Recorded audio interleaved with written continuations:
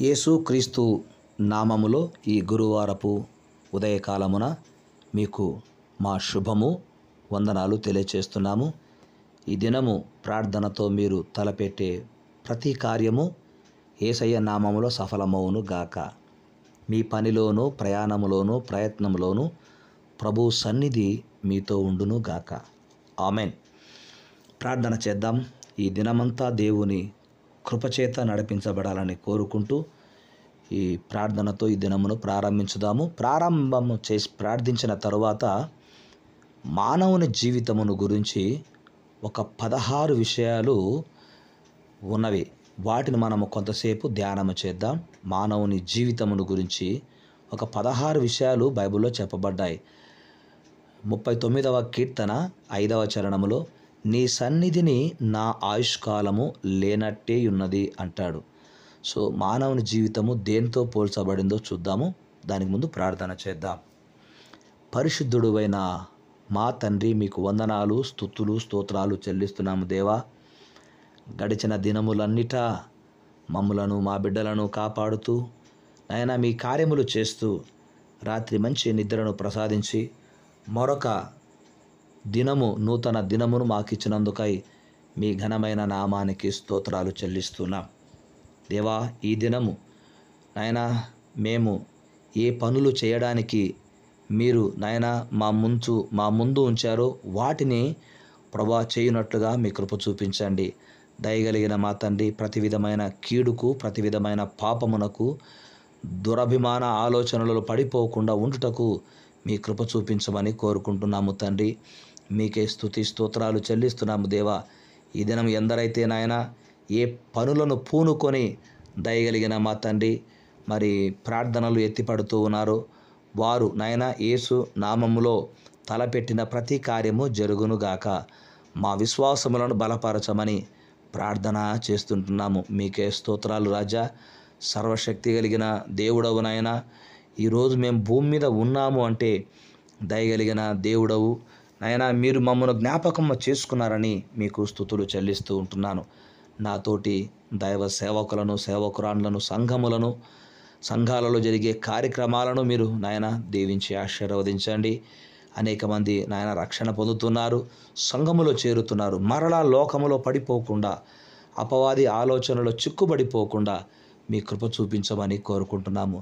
దయగలిగిన దేవుడవునైనా మీకు స్తుతులు స్తోత్రాలు చెల్లిస్తున్నాము. మాకు తలంపు పుట్టక మునిపే మా మనసులను, ఆలోచనలు ఎరిగిన దేవుడవునైనా కనుక మా తలంపులు, మా ఆలోచనలు కావు. కానీ దయగలిగిన మా తండ్రి, మీ ఆలోచనలు, మీ తలంపులు నాయన గొప్పవి. మీ చిత్తమే మా జీవితంలో సిద్ధించును గాక. మీకే స్తుతి స్తోత్రాలు.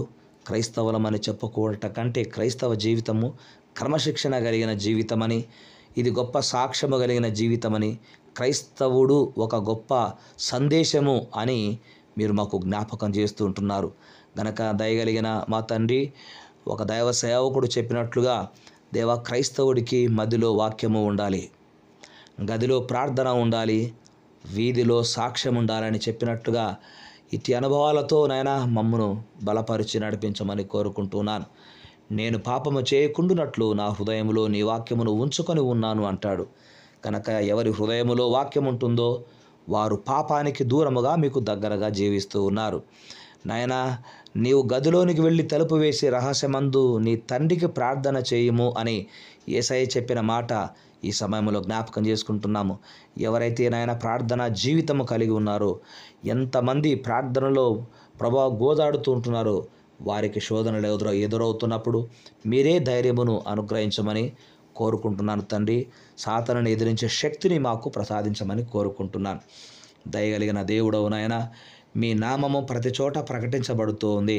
ప్రకటించబడుతున్నప్పుడు ఆ ప్రకటించే వారికి ఎదురయ్యే ఆటంకాలను, శోధనలను నాయన మరి దాడులను మీరు జ్ఞాపకం చేసుకొని మీ భద్రతను, క్షేమమును ప్రసాదించమని కోరుకుంటూ ఉన్నాం. అంతేకాకుండా ఇంకా కుటుంబాలలో నెమ్మది ప్రభువా మరి సమాధానము లేక ఎన్ని కుటుంబాలు సతమతమవుతున్నాయో ఆ కుటుంబాలలో యేసు నామమున సంతోష సమాధానాలతో నింపబడునుగాక. సంఘాలలో కూడా సమాధానమును నింపమని కోరుకుంటున్నాము తండ్రి. దేవా, మీకే స్తుతి స్తోత్రాలు. ఆర్థికంగా ఇబ్బందులో ఉండిపోయినటువంటి బిడ్డలకు యేసు నామములో ఆర్థిక ఇబ్బందులు అనే కట్లు తెంపబడునుగాక.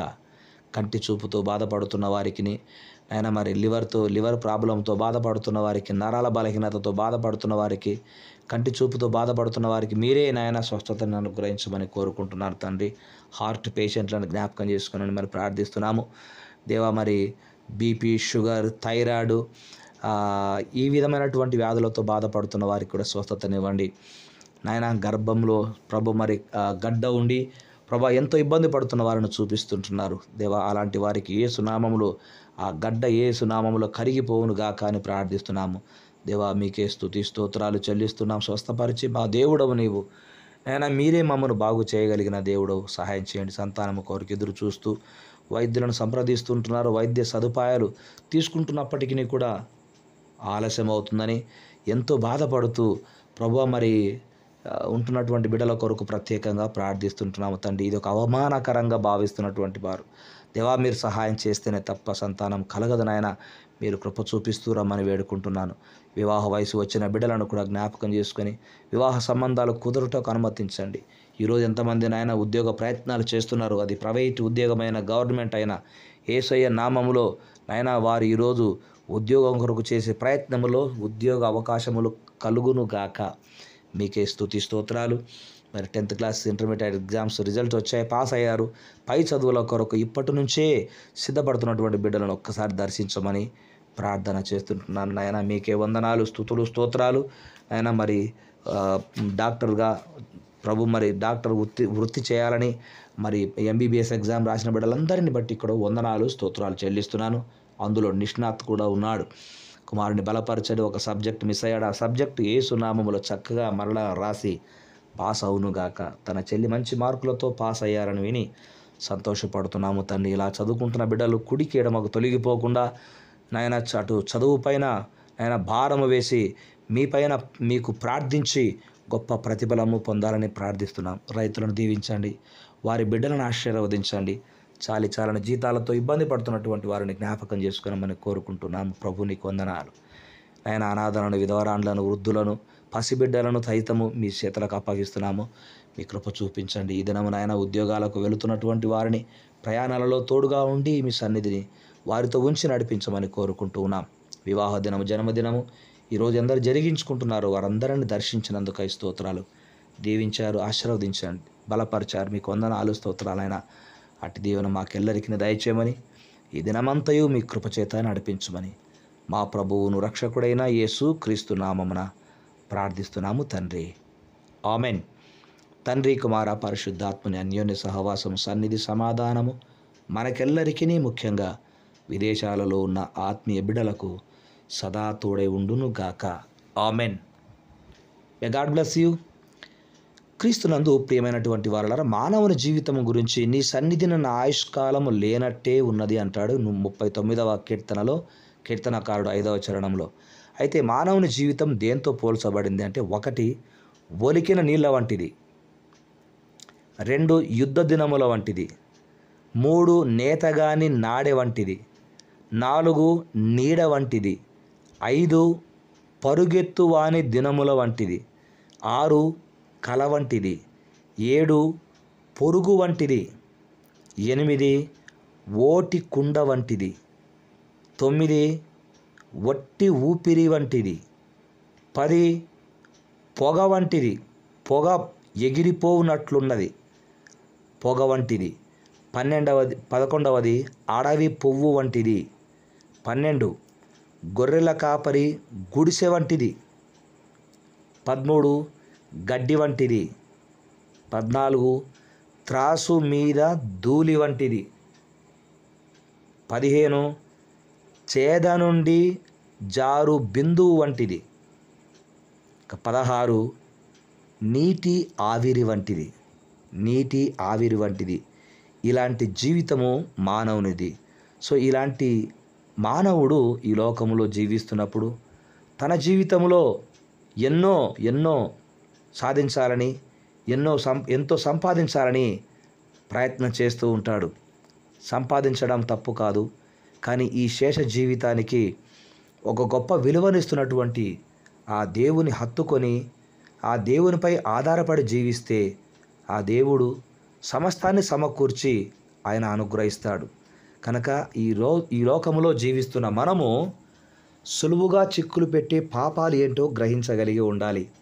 ఇవే మనలను దేవునికి దూరం చేస్తాయి. అవి ఏమిటంటే సులువుగా చిక్కులు పెట్టు 7 పాపాలు. 1 గర్వము, 2 కోపము, 3 అసూయ, 4 వ్యభిచారము, 5 భోజన ప్రియత్వము, 6 సోమరితనము, 7 ధనాశ. సులువుగా చిక్కులు పెట్టే పాపము నుంచి ప్రతి ఒక్కరూ విడిపించబడుదురు గాక. యేసు నామములో ఇవి మనకు దూరమవును గాక. Amen, amen. ఆ ప్రభు సన్నిధి, ఆ ప్రభు సమాధానము, ఆ ప్రభు అనుగ్రహించే సంతోషము ఇప్పుడును యేసయ్య రాకడ పర్యంతం వరకు మనకెల్లరికీ తోడై ఉండును గాక. Amen, amen. దేవుడు మిమ్మును దీవించును గాక.